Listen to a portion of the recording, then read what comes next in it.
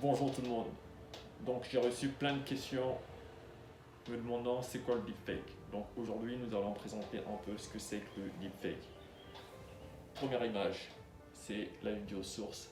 Deuxième image, c'est la target. Et troisième, c'est ce qu'on veut faire. Donc c'est le deepfake. Donc pour vous expliquer très rapidement, le deepfake est une méthode qui aujourd'hui fait le buzz. Donc tout le monde sur internet en parle. On voit ça dans les clips vidéo, on voit ça dans les vidéos de propagande, etc. Donc ce que je vais vous montrer là, c'est la méthode qui est utilisée par la plupart des scientifiques aujourd'hui. Donc il faut se dire en fait qu'il y a des méthodes qui sont plus évoluées qu'on ne connaît pas. Donc cette méthode, c'est la méthode du reenactment. D'accord? Ce scientifique que vous voyez au début dans l'image source, c'est un monsieur qui travaille chez Microsoft et qui a développé cette méthode où on prend l'expression faciale, on la translate sur une image target. En général, les images sources et les images target sont des vidéos. Mais il faut se dire que les vidéos, c'est juste des images, 24 images en une seconde pour que ça soit fluide pour vos yeux. Parce que le concept de vidéo, en réalité, ça n'existe pas. Donc revenons à nos sujets.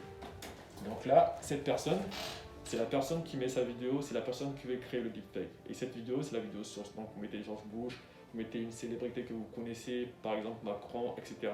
Et vous voulez faire en sorte de modifier ses expressions ou même sa voix. Donc on va faire play.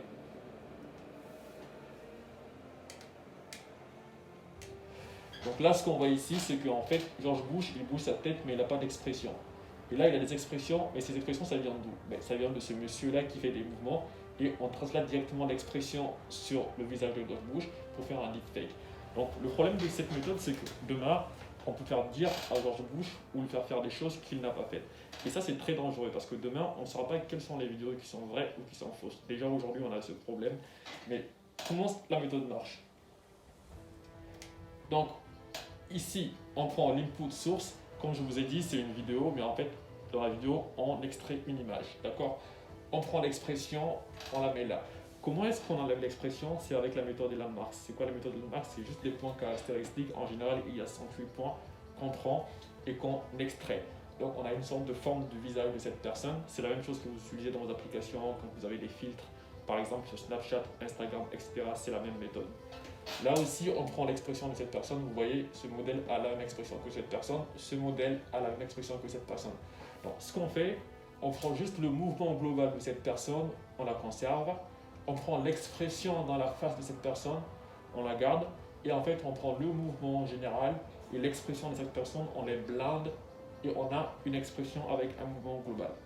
Ce qui se passe, c'est qu'en fait, ici, on prend juste l'expression et ici, on prend tout, le background, la texture, le visage, etc. Et ça nous donne un deepfake. On continue. Donc, comme vous voyez ici, le mouvement global, on le voit là. C'est la translation que vous voyez ici. Et l'expression, c'est ce que vous voyez à l'intérieur ici, donc la bouche, etc. Alors qu'en réalité, cette personne, elle ne parle pas, elle ne fait rien. Donc ça, c'est très bien, mais c'est très dangereux comme méthode. Malheureusement, aujourd'hui, ça existe. Tous les codes sources sont disponibles sur GitHub. Vous pouvez aller les télécharger et vous pouvez faire votre propre deepfake ou même faire des applications qui sont intéressantes et très fantastiques. Donc ici, vous voyez, cette personne, elle fait dire à Poutine des choses qu'elle n'a pas dites. Aujourd'hui, on travaille beaucoup sur les images, mais il faut savoir qu'il y a des méthodes qui existent déjà sur la voix. Par exemple, la voix que vous entendez là, je peux la modifier pour donner la voix de Obama ou de Poutine, etc. Donc imaginez le problème ici. Déjà, la vidéo, elle est fake. En plus, la voix, elle est fake. Si ça passe à la télé, tout le monde pensera que Poutine a dit un discours alors que Poutine n'a pas dit ce discours. Donc c'est ça le problème. C'est la propagande qui peut être très dangereuse. Donc on continue. Donc ici, on a juste changé la target, on lui fait dire des choses. C'est la même méthode qu'on avait avec George W. Bush. Pareil pour Donald Trump. Et ici, vous voyez, il y a un problème. C'est la même personne qu'on prend, c'est en même temps la source et c'est en même temps la target. Et ici, on appelle ça du self-reenactment.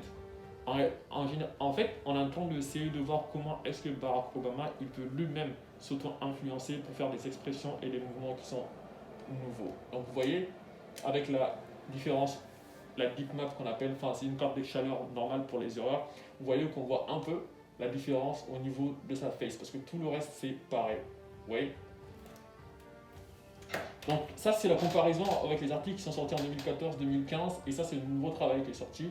donc c'est leur travail, et on voit clairement que le nouveau travail il est beaucoup plus précis que les anciens travaux qui sont aussi exceptionnels, mais vous voyez que les expressions sont beaucoup plus visibles.